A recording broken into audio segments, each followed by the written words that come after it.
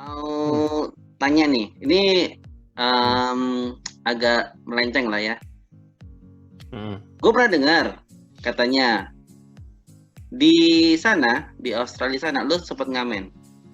Bener nggak? Lu tau dari mana lu? Bener. Ini orang buta masih ngamen di sana. Sudah tidak diragukan lagi Bapak Roy Surya sebagai pakar telemata kaki, mempunyai banyak informasi. Iya, ini luar biasa nih. Jadi tidak mengamen di negeri sendiri, tapi di negeri orang ya. Lebih menjanjikan Pak, ngamen di sana. Hasilnya lebih gede. Ya. Cerita Mas Jack, cerita dong. Jadi kalau di Adelaide itu sebenarnya di semua kota di Australia memang menarik gitu. Di sana tuh kita boleh ngamen, tapi ada izinnya. Izin itu lo bisa harian, bisa bulanan. Gue lupa kalau bulanan tuh berapa ya. Gue lupa, kalau nggak salah sekitar $20 apa berapa ya. Gue lupa deh gue ininya. But anyway, dari izin itu kita boleh ngamen di tempat yang sudah ditentukan oleh pemerintah. Jadi nggak semua, kita nggak bisa sembarangan ngamen dari rumah ke rumah gitu, nggak boleh. Lo harus mangkal dan paling lama mangkal di situ 2 jam. Setelah itu di hari yang sama lo boleh pindah ke tempat lain untuk ngamen lagi selama 2 jam. Nah nanti kalau udah pindah lo nggak boleh balik lagi ke tempat yang sama. Jadi sehari itu lo hanya boleh 4 jam ngamen. Nah, karena tadinya begitu gue nyampe di Adelaide itu kan ada namanya Rundle Mall. Rundle Mall itu mall tapi dia kayak pasar baru ya, kalau yang tinggal di Jakarta tahu dengan pasar baru kurang lebih kayak gitu. Jadi dia jalan paving block gitu lurus gitu. Nah, kiri kanannya itu toko-tokonya semua gitu. Jadi terbuka. Tengah-tengah ada air mancurnya. Nah, orang ngamen di situ, di sepanjang jalan itu ngamen. Dan ngamennya itu macam-macam. Ada yang kayak di kita aja gitu, ada yang dari yang bagus banget gitu ya, ada yang niat gitu yang pakai sound system. Ada yang juga cuma tepok-tepok gendang nggak jelas gitu, ada juga gitu. Terus gue pikir, ini kayaknya lumayan nih kalau gue ini ya, gue ikutan ngamen gitu kan. Akhirnya gue tanya-tanya, dan kebetulan waktu itu ada kawan Indonesia juga, dia emang suaranya bagus, orang NTT, suaranya bagus, dia duluan tuh yang ngamen tuh. Terus aku tanya-tanya sama dia, ya udah coba aja Jack, gitu, urus izinnya, udah dapet, ya udah aku coba ngamen. Pertama kali gue ngamen, gue dapet sekitar $30 dulu. Ya terus gue pikir ini kayaknya menjanjikan karena buat yang lain teman-teman mahasiswa yang lain kan, kita kan diperbolehkan kerja ya sebenarnya kan. Kalau kita mahasiswa itu kita bisa kerja 20 jam seminggu. Nah, teman-teman gue yang lain itu ada yang kerja di perkebunan, jadi mereka metik jamur, metik brokoli, ada yang kerja di pabrik mebel gitu. Sehari per jam itu mereka kalau nggak salah bisa dapat berapa, gue lupa lah gitu ya. Terus ketika gue ngamen 2 jam gue dapat $30 sekian, kayaknya lumayan kalau gue besok nongkrong lagi gitu kan. Gitu 3 kali gue ngamen di situ, kayaknya gue nggak usah kuliah gitu kan. Nggak, tapi gue tetap ingin kuliah. Tapi yang serunya gitu, ketika gue mau sesuatu gitu, gue pengen beli sesuatu ini, udah gue ngamen aja gitu. Gue ngamen sebaik-baiknya, gue ngamen, gue ngumpulin duit seminggu, terus nanti gue beli apa yang gue mau itu. Artinya memang dan orang di sana cukup apresiatif ya. Jadi kalau misalnya ada teman-teman di sini yang nonton mau study ke Australia, niatnya jangan ngamen, tapi itu bisa dijadiin side job yang lumayan. Nah, terus membawakan lagu-lagu mana Mas Jack? Lagu barat, lagu Indonesia gitu? Gue ada lagu Indonesia juga yang gue nyanyiin. Dan yang lucunya, jadi ada gue dulu salah satu spot ngamen gue itu di Brighton. Brighton itu dia pantai di Adelaide, pantainya enak banget. nggak terlalu rame di situ. Nah, deket tempat biasa gue ngamen itu ada tukang hotdog. Nah, jadi ini ibaratnya gue udah sekitar berapa minggu lah gue ngamen di situ agak rutin. Waktu itu lagi libur. Kalau libur gue biasanya lebih rutin tuh, seminggu bisa 3 kali gue ngamen gitu kan. Nah, pas gue lagi ngamen itu, gue lagi siap-siap, si tukang hotdog ini teriak gitu dari ujung, "Hey, the man with the guitar," dia bilang gitu kan. Terus gue nengok ke dia, "You calling me?" "Yes." "You want free hotdog?" Dia bilang gitu. Gue bilang, "Yeah, yeah." Dia bilang gitu. "Okay, sing a song for me," dia bilang gitu kan. Oke. Nah, terus gue nyanyi lagu barat gitu. Tapi terus dia stop sama dia, no, not that one gitu. You sing, there is a song, you sing very beautifully in your language, dia bilang gitu. Terus gue mikir, lagu Indonesia apa yang gue nyanyiin gitu kan, yang dia suka gitu. Udah pasti dia nggak tahu judulnya dong gitu kan. Sampai akhirnya oke. Jadi gue nyanyiin tuh beberapa ref-refnya. Ini bukan. Tahu nggak lo lagu apaan? Apa? Demi Cinta, Chris Patih. Demi Cinta? Oke, that one. Oke. Take it from the top. Langsung udah gue ulang. Nah, jadi setiap gue ngamen ada dia di situ.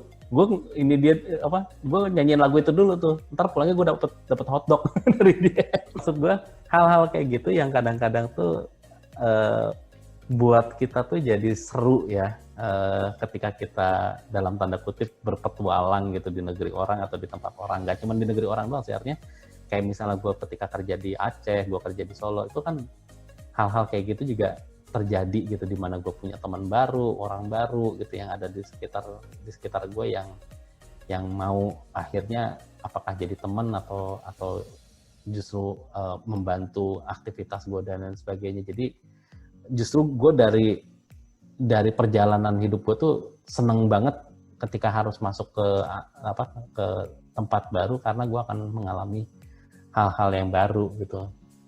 Itu sih yang gue seneng sih sebenarnya. Mas Jack nanya lagi nih, ini gue dapat info lagi. Katanya lo pernah berantem sama pilot apa? Ya kan? Pernah berantem sama pilot katanya. Sama satu pilot katanya lo nggak boleh naik pesawat gitu. Oh iya. Gue kira berantem bakbuk gue. Gue kira berantem bakbuk gitu. Ya, jadi dulu itu kejadian kapan ya? Udah lama sih, udah lama. Tapi gini, sampai sekarang masih ada beberapa airlines yang terjadi ya, di mana orang dengan disabilitas itu tidak diperbolehkan untuk terbang sendiri. Nah, atau lo boleh terbang sendiri, tapi lo harus nandatanganin surat keterangan. Nah, surat keterangan ini isinya adalah secara garis besar mengatakan bahwa airlines tidak akan bertanggung jawab bila terjadi sesuatu hal selama penerbangan gitu. Jadi maksud si airlines-nya adalah kalau lo pecicilan di pesawat, terus ntar lo kejedot, hidung lo bocor, kaki lo nendang kursi, bengkak dan lain sebagainya, atau lo kejepit di pintu toilet karena lo nggak lihat, airlines tidak bertanggung jawab. Sebenarnya itu intinya. Nah, tetapi kalau lo baca lebih jeli lagi dari surat pernyataan itu berarti airlines menghilangkan tanggung jawabnya atas keamanan kita secara keseluruhan. Yang dimana artinya kalau misalnya terjadi sesuatu di penerbangan, lo bisa kehilangan asuransi lo bahkan, karena lo sudah menandatangani surat itu. Nah, gue waktu itu mau terbang ke Jogja. Dan ini adalah kesekian kalinya gue disodorin surat tersebut. Dan sejak gue tahu isi surat itu apa, gue tidak pernah mau menandatanganin gitu. Nah, ini kejadiannya adalah gue sudah masuk ke dalam pesawat, Waktu di check-in counter, gue disuruh nanda tanganin, tapi gue menolak gitu ya. Jadi di check-in counter pun waktu itu gue mungkin sampai sekitar 20 menit lah gue bersitegang sama petugasnya. Mereka minta gue harus tanda tangan, gue bilang gue nggak mau tanda tangan itu gitu. Dan gue bilang bahwa gue capable untuk menjaga diri gue sendiri gitu. Toh nanti di pesawat gue nggak akan pecicilan juga gitu. Gue hanya butuh bantuan untuk ke toilet begitu. Terus mereka bilang, nah itu Pak, nanti kalau misalnya Bapak ketika ke toilet Bapak nabrak sini nabrak sana, Bapak nanti nyalahin pramugarinya. Oh enggak, saya nggak setolol itu. Literally loh, gue ngomong gitu. Nanti gue bilang ke mereka gitu, sorry, saya tidak setolol itu. Gitu. Pertama, saya tahu ketika saya jalan, nanti saya juga akan ajarin bagaimana pramugari bisa menuntun saya supaya saya bisa berjalan dengan aman.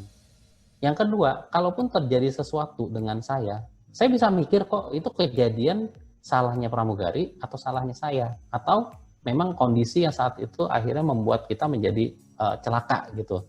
Jadi gue saya bisa pakai otak saya gitu loh, meskipun mata saya hanya aksesoris doang gitu, tapi otak saya bisa pakai buat mikir. Literally gue ngomong kayak gitu serius di check-in counter. Nah terus mereka agak offended waktu itu kan, bodo amat, mungkin gue nggak peduli banget. Terus akhirnya ya udah silakan proceed ke pesawat. Nah sampai di pesawat gue udah naik nih, udah di dalam. Gue disodorin lagi surat yang sama oleh ground staff. Waktu itu gue nolak lagi sampai akhirnya kaptennya keluar gitu. Kaptennya keluar dari kokpitnya, dia ikut turun tangan. Dan dia memaksa gue untuk dia ngasih gue pilihan gitu. Kalau misalnya Bapak tidak mau mau tanda tangan, kita tidak bisa menerbangkan pesawat ini gitu loh. Terus gue mikir nih, ini jual beli nih dalam tanda kutip gitu ya. Gue nunggu si kaptennya ngomong, oke, kalau gitu Bapak turun gitu. Yang mana kalau misalnya dia ngomong gitu, gue menang dong, ya kan? Artinya gue ngerasa bahwa gue udah disuruh turun nih sama si kapten nih. Gue turun, gue tuntut pasti menang, gitu kan?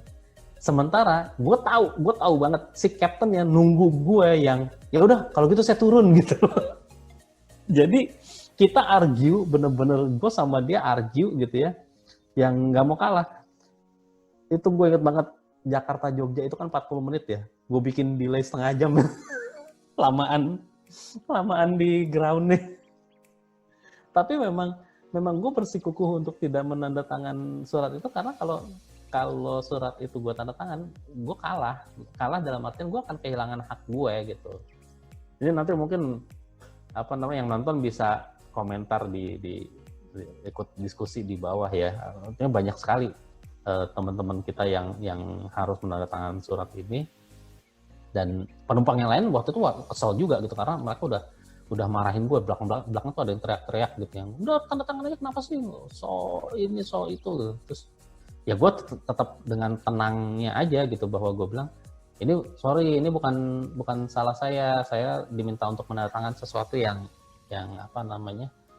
yang merugikan saya, jadi saya nggak bisa tanda tangan gitu. Jadi kalau mau salahin maskapainya, jangan salahin saya. Gue bilang gitu. Jadi waktu itu many passenger sudah upset, kaptennya juga